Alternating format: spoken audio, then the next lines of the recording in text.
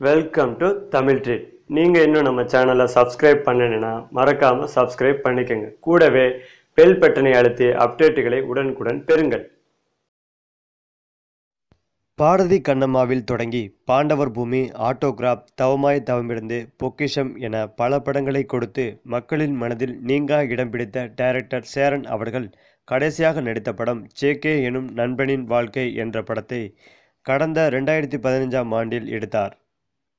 அதற்கு பிறகு தற்போது திருமணம் என்ற படத்தின் மூலம் நீண்ட இடைவெளிக்கு பிறகு ரீஎன்ட்ரி கொடுத்து அசத்தியுள்ளார் சேரன்.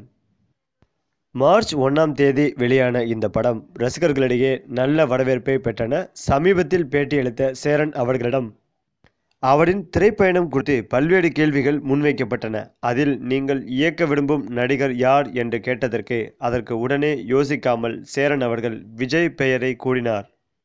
விஜய்க்காக கதை தயார் செய்து வைத்திருக்கிறீர்களா என்று கேட்டதற்கு கதை தயாராக இருக்கிறது என்று கூறினார். மேலும் விஜயை ஏன் தேர்ந்தெடுத்தீர்கள், நீங்களும் விஜயும் இணையும் படம் என்ன மாதிரி இருக்கும் என்று சேரனிடம் கேட்டதற்கு சமூக மாற்றத்திற்கான கதையை ஒரு நடிகர் சொன்னால் அதிகம் பேரை சென்றடையும் என்பதால் நடிகர் விஜய்தான் இதற்கு தகுதியானவர், அதனால்தான் விஜயை இயக்க விரும்புவதாக கூறியுள்ளார்.